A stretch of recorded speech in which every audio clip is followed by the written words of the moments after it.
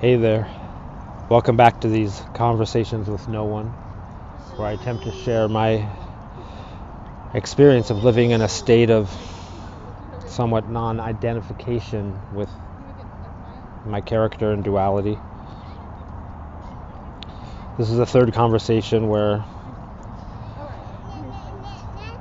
I discuss how this experience affects my character, how my character got here before the shift, and what life is like for my character these days. And recently, a good friend of mine who's, I would say, also very sexually active, has a very sexual lifestyle, she shared her experiences of suddenly finding herself feeling asexual, and how this is affecting her life and her image of herself, and how she lives. And it made me realize I haven't ever publicly discussed my relationship with my own sexuality in any depth since I had my paradigm shift. I've seen videos, non-duality videos, where seekers ask whether they will lose their sexuality when they transcend their character, and that sparks a flurry of opinions and arguments, which I get. I can see how this concern might cut to the core of what someone might be willing to lose in exchange for enlightenment. But I'm finding it curiously hard to actually discuss this. I'm finding it hard on several levels all at once, and I find that interesting to unpack. It tells me that I should discuss it regardless of how I feel, because sexuality is so powerful to our duality experience, and it creates such an overwhelming amount of stimulation to our minds and hearts and our bodies, and simply talking about it seems to change the energy of any space or interaction. It's also so mixed up with our emotions that it can easily unbalance our perspective in ways that cause immense suffering in ourselves and others. I mean, food, shelter, and sex are three core biological imperatives that are so deeply wired into this experience of being a human being that they can drive us to behave in shockingly primitive ways, primal ways, if they aren't satisfied. So I'm really finding myself hesitant to kick this particular hornet's nest.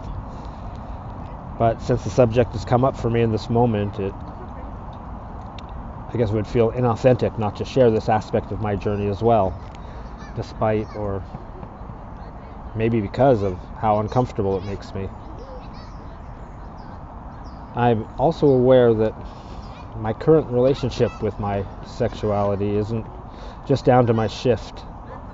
It's also been influenced by the experience of my character before my shift, which confusingly was also influenced by some sort of innate connection with my higher self that I recognize now as having guided my character my whole pre-shift life.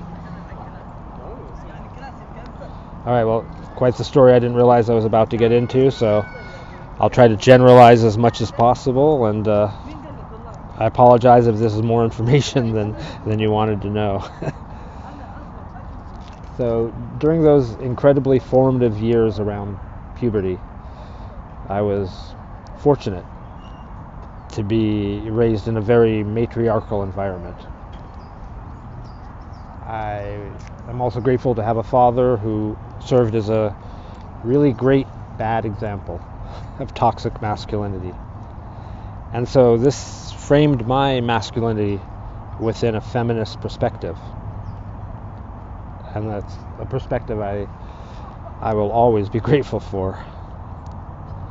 Core ideas like respect and body autonomy, non-objectification, and consent on an energetic level became hardwired in my young brain and influenced my actions and behaviors with women my entire life.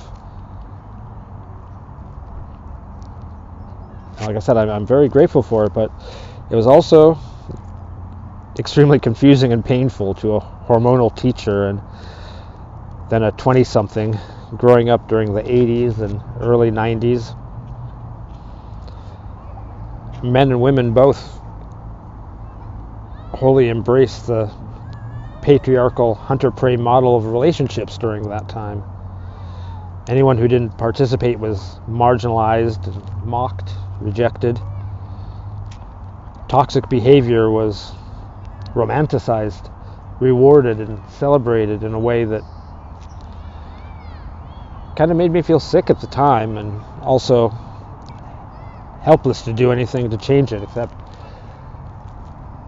to never participate. So, despite the hormonal demons inside me, I always tried to behave in, I guess, non-threatening ways with the girls in my life. I tried to be respectful and behave like a gentleman, engage them as friends and not objects of my desire. And I'm sure at some point in my teens I probably became some version of the nice guy who tortures himself with friendships with girls he was crushing on hard. But the difference was, while I was suffering, I also valued the friendships way too much to fuck them up just because of some stupid desires. So I never crossed that line, I think. I'm pretty sure I didn't. But I'm also sure that during my 20s, this internal war caused me to act like a total douche, using these gentlemanly behaviors I'd learned as part of what I can now see as manipulative seduction. I'm really aware now of how my ego basically tricked me into becoming a different, more cunning sort of hunter who convinced himself he was the good guy. And this lasted probably a lot longer than I'm comfortable with it anyway. It lasted until I finally found a way to authentically express my masculine sexuality within a community that valued consent, feminine autonomy, and non-possessive love. And I think that was one of my first concrete steps towards integrating my character with my so-called higher self. Though that stage was also extremely problematic because I was still immersed in my character, and the community that I was in still participated in the accepted toxic behaviors. And I was well into my 40s when my first major shift happened, and as I've said before, this was when I realized unconditional love. For about 9 months after my ego destruction, I was completely numb. Then I had my second shift into what I'll call one consciousness. That left me euphoric and bursting with love. Unfortunately, I was still very intertwined with my character and a lifetime of neural connections that needed to be rewired. And so for the next 5 years or so, I fully immersed myself in whatever emotional, sexual relationships came my way. Though, I mean, it sounds like there was a lot. There was only a handful, few and far between, because I was no longer searching for it. I didn't have an agenda. But when they did happen, I was fully present and fully present in the moment. But I was fully present in the moments I was alone as well. I had no desire to change the perfection of the moment, no matter what it was. I was no longer hungry for the physical, but when a connection happened and I experienced it on this new level of unconditional love as well, I experienced it with a depth and authenticity I don't think I've ever felt before. It was an incredible and very intense time in my life. But it also triggered some of my deepest and most painful connections to my character, which in turn brought me to some of the lowest, most painful moments of my life, both emotionally and in my actions. But now I see this as a fire I had to burn in. Each time I repeated the process of love, sex, despair, I came out of it lighter and free of attachment to whatever particular issue I'd confronted in that relationship. There were a few, to be sure, but finally one day I stepped off the roller coaster completely. I had no idea my character had become asexual. I simply felt completely free of any sexual compulsion. The idea of entering into a physical relationship became less attractive than having authentic connection free of agenda. And it now seemed like becoming sexual with someone was something that might easily interfere with having an authentic connection. I had no idea what asexuality was, and it took me quite a while to learn there was actually a term for it. And I try not to label myself at all if I can help it, but sometimes labels can bring concepts that are hard to understand into clearer focus. Also, like everything else, there are many variations of expression within this label that can seem contradictory. I think the best I can describe what I'm experiencing now is gray sexuality instead of asexuality. I'm still very connected to my own sexuality. It just doesn't need to be expressed. I find many people beautiful and even sexy, but I don't become sexually attracted to anyone who isn't actively expressing attraction to me. On an energetic level, sex doesn't exist for me until someone else expresses it. I refer to this with a few of my friends as my being on airplane mode. Until someone comes to take me off of airplane mode, it's just not there. And even when sexual attraction is awoken in me, that's not the same thing as having the desire to express it or the urge to make it a physical reality. It simply exists for what it is, the feeling. This also goes with the concept I call relationship anarchy. Well, I don't call it that. It's a phrase I discovered recently. And all that means is I love each connection for what it is, in each moment unconnected to the moments that came before it. And I love to let each connection be whatever it's going to be without an agenda. Physical intimacy can be an aspect of that, but from a foundation of unconditional love and no expectation.